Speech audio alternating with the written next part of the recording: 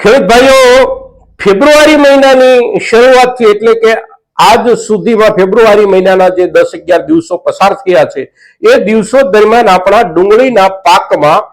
સામાન્ય રૂપમાં ધીમો ધીમો પણ સુધારો આવતો રહ્યો છે। હવે એ જે સુધારો આવતો રહ્યો છે એ સુધારાને આપણે સળંગ રૂપમાં જોઈએ તો આજથી 15 દિવસ પહેલાની સ્થિતિ અને આજના દિવસોની સ્થિતિની વચ્ચે એક મણના હિસાબથી આપણે જોઈએ તો લગભગ 60 થી 70 રૂપિયાનો તફાવત જોવા મળી રહ્યો છે સારા માલમાં। અને આપણા ડુંગળીના પાકમાં ભાવોનો જે સુધારો આપણને મળી રહ્યો છે એની સાથે કયા કયા કારણો અત્યારના દિવસોમાં જોડાયેલા છે અને જે કારણો જોડાયેલા છે એ કારણો લાંબા ગાળા સુધી ટકી રહેશે કે કેમ, સાથે સાથે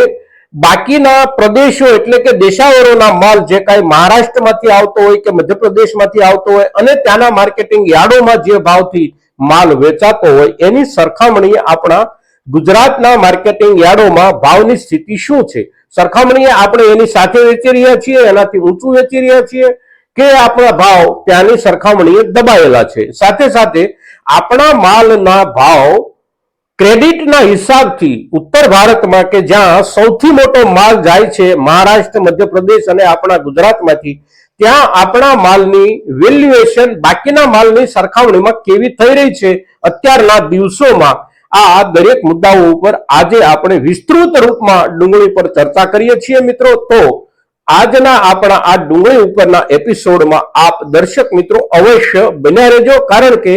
અત્યારે અને આજના દિવસે આ એપિસોડમાં જે ડુંગળી સંબંધી માહિતીઓની આપણે ચર્ચા કરી રહ્યા છીએ એ માહિતીના આધારે જ આપણે આવતા દિવસોમાં આપણા માલને રોકવો, ક્યારે વેચવો, શું કરવું અને કેવા રૂપમાં તૈયાર કરવો, આ અગત્યની જે બાબત છે એને આપણે સૌ એકબીજાની સાથે સમજવાનો પ્રયાસ કરીએ છીએ મિત્રો। તો અવશ્ય આ એપિસોડમાં બન્યા રહેજો।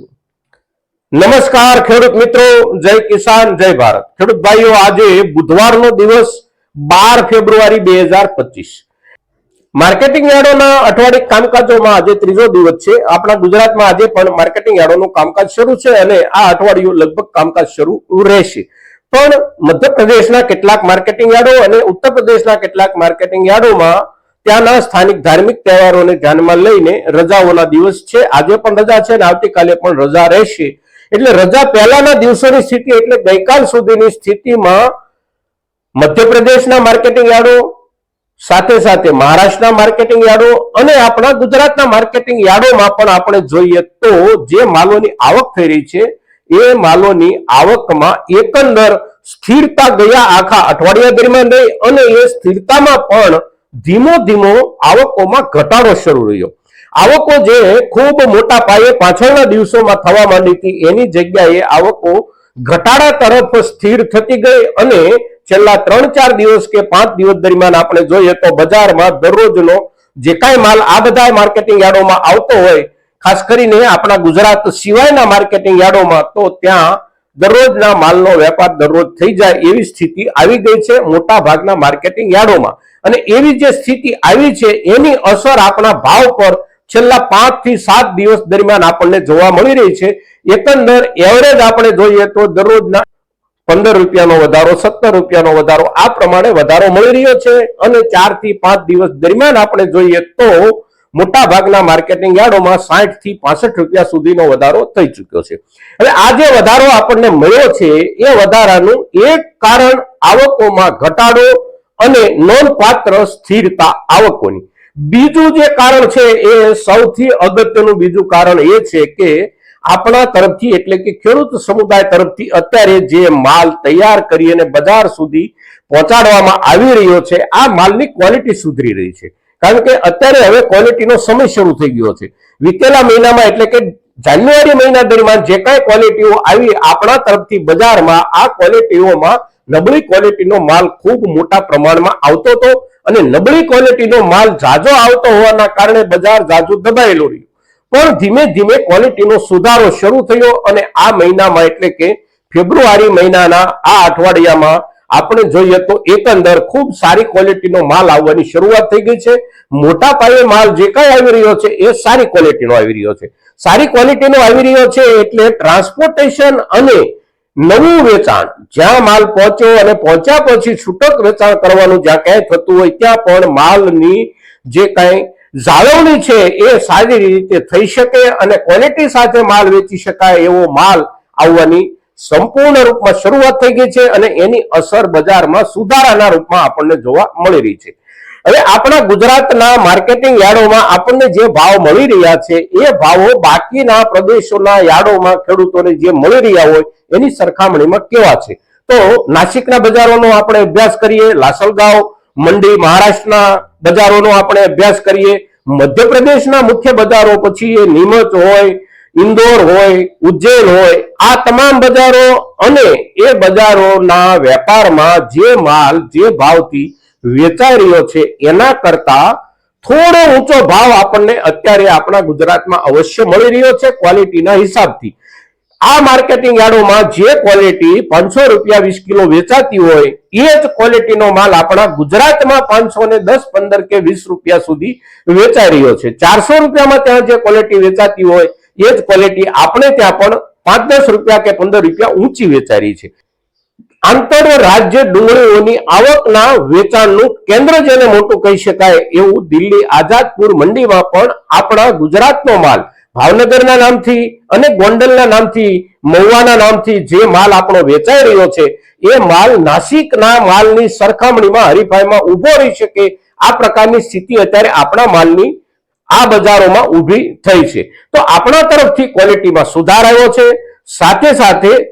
માલોની આવક બજારમાં ઓછી થતી જઈ રહી છે. હવે ત્રીજું જે કારણ મુખ્ય છે એ પણ સૌથી અગત્યનું છે કે નિકાસ પર સરકારે પ્રતિબંધ મૂકેલો હોવા છતાં પણ નિકાસની અમુક માત્રાની છૂટછાટ શરૂ છે અને જે છૂટછાટ શરૂ છે એના ઉપર સરકાર જે ડ્યુટી વસૂલે છે 20% સામાન્ય ધોરણ છે, પણ માલમાં પણ ગ્રેડ પ્રમાણે તફાવત આવે છે અને તફાવતના હિસાબથી જે ભાવ બનતો હોય એ ભાવના આધારે ડ્યુટી નક્કી થતી હોય છે. એટલે આ જે ડ્યુટીનો જે ગણિત હોય છે એ ડ્યુટીના ગણિતમાં પણ અત્યારના સમયમાં જે ક્વોલિટી આવી રહી છે એ ક્વોલિટી ફિટ બેસે એવા સંજોગો શરૂ થઈ ગયા છે. એટલે સારી ક્વોલિટી જે આવી રહી છે એ સારી ક્વોલિટી ખરીદનાર વર્ગ વેપારીઓ એને નિકાસના હિસાબથી પણ ખરીદે છે. જે ક્વોલિટી બજારમાં જઈ રહી છે એ ક્વોલિટીમાંથી મળવા લાયક માલ એટલે કે નિકાસ કરી શકાય એવો મળવા લાયક માલ જે કાંઈ છે એની ટકાવારી સુધરી રહી છે. દેશના વિવિધ ભાગોમાં સારી રીતે પહોંચાડી શકાય અને પહોંચ્યા પછી વેપારીઓ 15 દિવસ કે મહિનો દિવસ માલનો સંગ્રહ કરીને વેચાણ કરી શકે આવી ક્વોલિટી જ્યારે સુધરી અને આવી રહી છે ત્યારે બજાર સુધારા સાથે સ્થિર થતું જઈ રહ્યું છે. ખૂબ સારો માલ છે તો 550 રૂપિયા સુધી આપણા બજારમાં વેચાઈ રહ્યો છે અને એ જ માલ આપણો અહીંથી એટલે કે ભાવનગર, મહુવા, ગોંડલ, રાજકોટ આ યાર્ડોમાંથી ઉચકી અને જ્યારે દિલ્હી સુધી જાય છે ત્યારે ત્યાં 600 રૂપિયા 650 રૂપિયા સુધીના સારી ક્વોલિટીમાં ભાવ મળી રહ્યા છે. એટલે આ જે ભાવ અત્યારે મળી રહ્યા છે એ ભાવ સાથેના જે કાંઈ જોડાયેલા કારણો છે એની જ્યારે આપણે ચર્ચા કરીએ છીએ ત્યારે હવેના દિવસોમાં આ જોડાયેલા કારણોથી આપણો માલ છૂટો ન પડી જાય તો આ ભાવ જળવાઈ રહેશે. એક આપણા તરફથી માલનો પુરવઠો જે બજારમાં જઈ રહ્યો છે એ અત્યારની સ્થિતિએ જ જાય એમાં બહુ નોંધપાત્ર રૂપમાં મોટો વધારો ન આવે આ પહેલી શક્યતા આપણા ભાવ બની રહેવાની. બીજા ક્રમે આપણે જે ક્વોલિટી અત્યારે પહોંચાડી રહ્યા છીએ આની આ ક્વોલિટી આપણી બની રહે અને એમાં ધીમે ધીમે હજી પણ 2-5% સુધારો આવતો જાય આ બીજી શક્યતા આપણા માલ માટેની. અને સાથે સાથે વિદેશ વેપારમાં જે માલ અહીંથી મોકલવાની વેપારીઓ દ્વારા પેરવીઓ થતી હોય એ કામમાં વેપારીઓનો ઉત્સાહ વધે એવી ક્વોલિટી સાથેનો માલ બજારમાં જેટલો વિશેષ પ્રમાણમાં જશે એટલું બજાર આવતા દિવસોમાં જળવાઈ રહે, અગર તો જળવાયા પછી પણ થોડું આગળ પણ વધી શકે. મિત્રો, તો ડુંગળીના પાકમાં અત્યારના દિવસે અત્યારની સ્થિતિએ જે રૂપમાં માહોલ ચાલી રહ્યો છે એ માહોલ સાથે જોડાયેલા કારણો અને એ કારણોની જાળવણીના આધારે આગામી દિવસોમાં બજાર બની રહેવાની કેવી શક્યતાઓ એના ઉપર જ્યારે આપણે ચર્ચા કરીએ છીએ ત્યારે આપણી આ વિસ્તૃત ચર્ચાનો એપિસોડ આપણા મહત્તમ ખેડૂતો સુધી પહોંચે આ સૌથી જરૂરી છે મિત્રો. અને તેથી આપ સૌ એના માટે અવશ્ય પ્રયાસ કરશો એવી આપની પાસેથી અપેક્ષા સાથે જય કિસાન, જય ભારત.